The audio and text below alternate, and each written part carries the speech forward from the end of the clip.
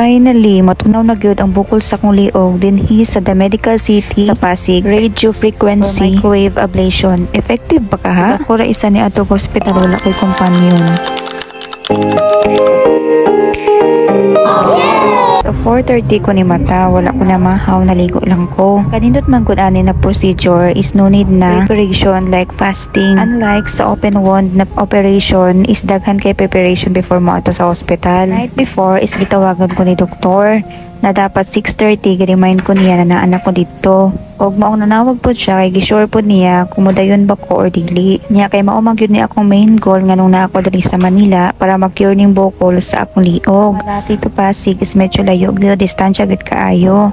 Mong kinahanglan jud na ako mag-early kay basig makaabdan ko sa traffic. Exactly 6 AM in the morning nakaabot na ako sa The Medical City. Ko dayon ko sa 3rd floor kay naaman dito ang ilang surgery suite. Tapos nangutanan na dayon ko sa attending nurse. Kay naman akong name dito sa mga schedule kay pasulod na dayon ko. Fill up na dayon sa ako ang akong personal data o ang data para sa PhilHealth. Kaya medyo na early man akong pag-abot pag uman ako fill up is nag-ingkod-ingkod sa ako dito.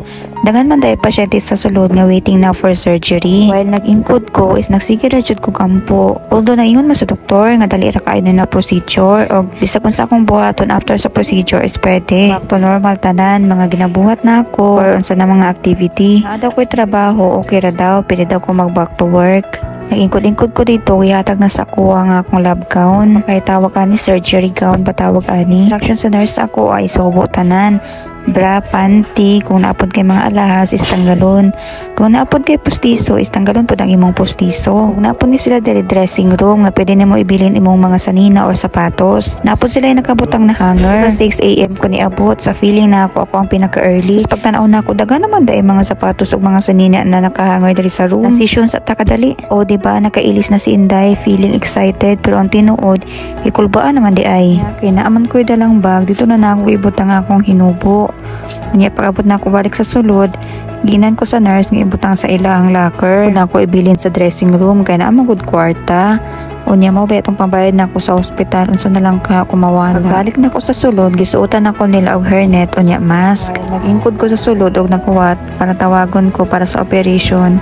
Is na junior doctor nga nag-interview sa ako Pag humaniyag interview taod-taod na ni abot na nurse na dalang wheelchair. Unya kay bawal man ang cellphone sa sulod so gibalik na ako sa bag. Na jud ni kadako ang liog. Na nagyud sa 5.5 cm ang bukol. Sulod na ako sa operating room is gingnan ko sa doktor nga 10 minutes mahuman na. Gisulod ko nila sa operating room is 7:20 AM. Nadugay lang yun is sa preparation. Gidesinfect ang akong liog, gibutangan og gel.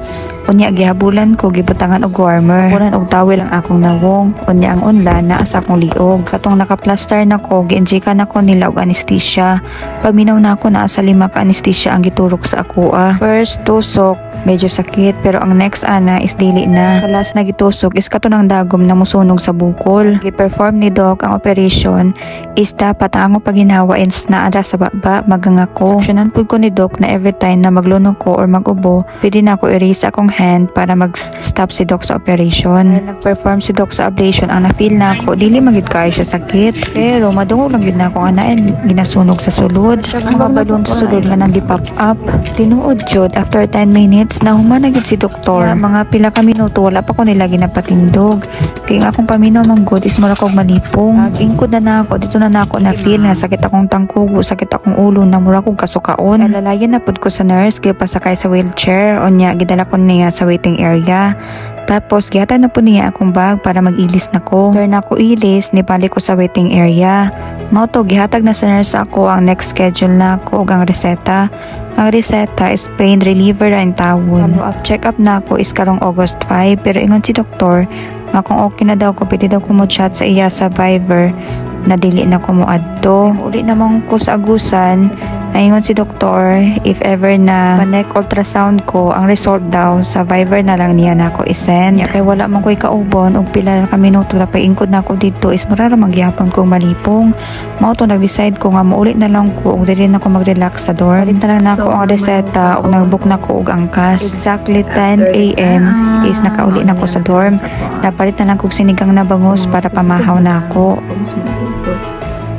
Minsan naglisod tagtulon, kahapon, ay, sakit siya itulon, tubig or solid. Pero dili man siya sakit kaayo, matolerate lang niyo mo.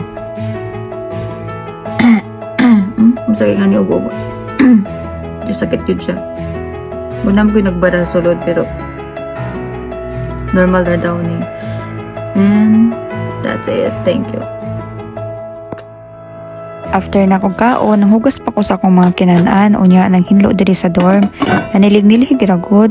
Makalihok-lihok man ka, kaso lang sakit lang yun imong liog. Makalihok-lihok yun ka. Ang sakit lang is kanang muhigda ka. Higda ka tapos mangusog.